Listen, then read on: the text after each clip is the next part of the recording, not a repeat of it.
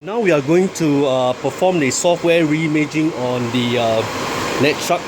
Okay, this is my NetShark appliance, which is actually a 2200. As you can see, although this light is lighted up, but the whole appliance is actually not powered on yet. So always ensure that before you start off, you have got a USB keyboard as well as a VGA cable connected to the back of the appliance. As you can see, I have a monitor here with a USB keyboard. Take the USB memory stick and insert it into one of the USB port. Once that is done, you can proceed to power up the appliance. Okay, there's a power on switch over here. Just press this button. Okay, we shall proceed to the back. And you'll notice that on the VGA monitor, you will actually see the boot up sequence, and you will actually see some messages scrolling indicating that if you want to get into the BIOS setup, you have to press delete.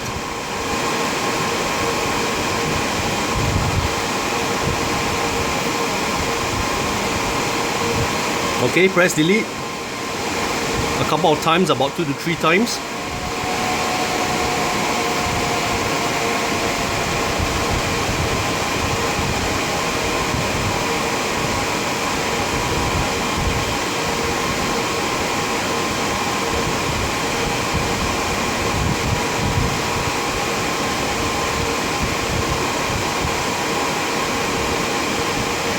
You go into the BIOS setup. Over here in the BIOS setup, you have to go to the boot menu. Okay, under the boot menu, scroll down to the USB device or USB drives. When you click on this, the first drive that you see is actually the SanDisk Cruiser. Okay, it is showing up over here is because the system actually detects it. So once you see USB SanDisk Cruiser, you can be assured that this USB stick is recognized as detected correctly. Next, go to the boot device priority. Okay, make sure that the USB SanDisk Cruiser is always the first boot device. If it is not, you have to actually make the necessary correction by pressing enter and going to the various options. At this moment, we are good to go. Basically, what we need to do is ensure that the SanDisk Cruiser is always the first one, the first device. Second device would be the USB TX DV28S-W. That is actually the DVD drive. Okay, that means to say that if you do not have a USB stick, alternatively, you can actually use a DVD disc. You can actually burn the ISO image onto the DVD disc. At this moment, we are good to go, so let's proceed. So press escape, go to exit, and save the configuration.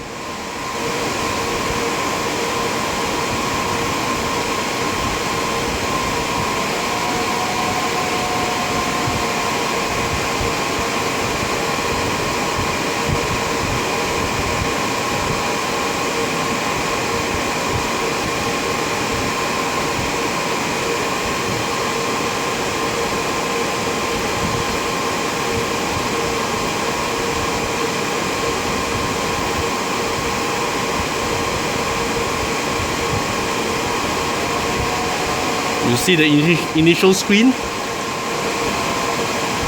the detection of the 8 drives on the NetShark 2200.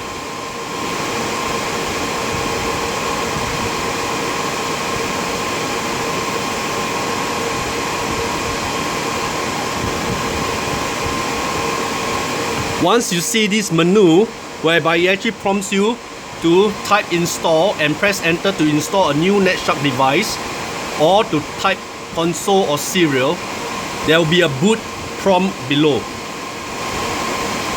We need to type install to proceed.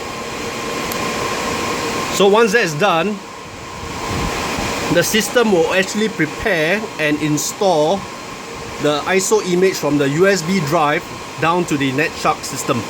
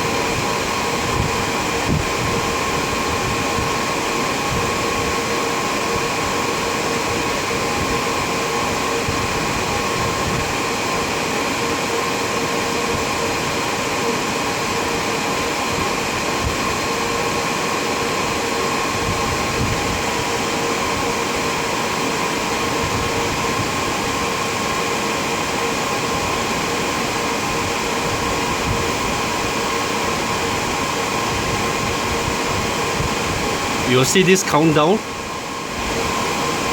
Destructive install in 15 seconds.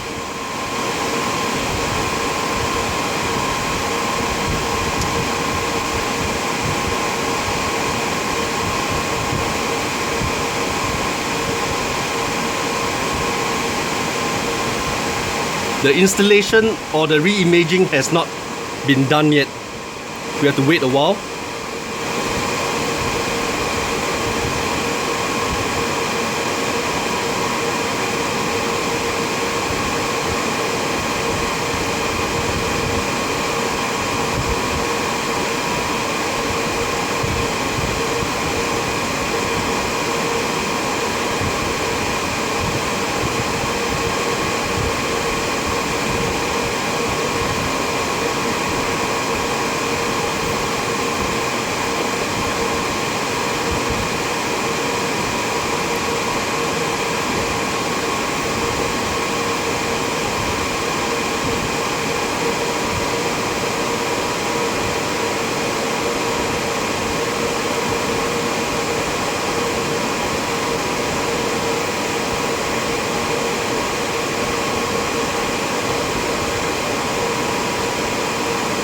Okay, at this point, the reimaging has just started. There are altogether 231 packages to be installed.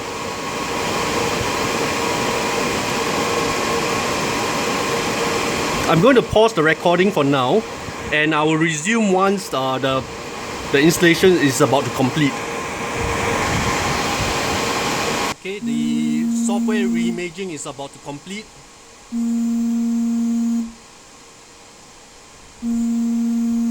At this point of time, the NetShark appliance will go into a reboot and the whole screen will turn blank. And when the NetShark appliance actually boots up, with the USB stick still inserted into the USB port, you will still see that boot prompt. Okay, the boot prompt which gives you the option whether to type install to re-image the NetShark or to actually type console or serial.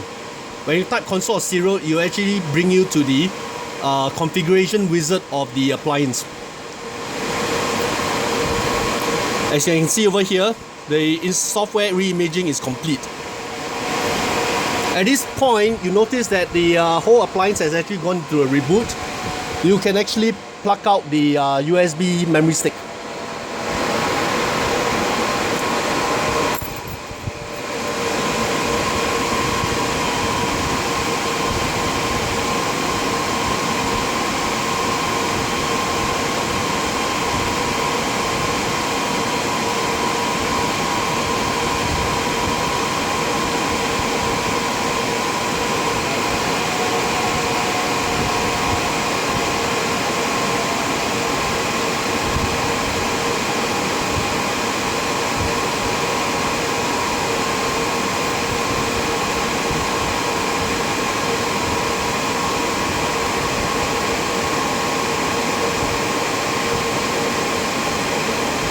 Okay, you can see the appliance actually is going to reboot. Okay, we are going to leave it as serial. After the countdown completes, it will actually boot up. So at this point of time, I will actually stop this recording. The third part of the recording, I will actually show the configuration wizard of the NetShark appliance.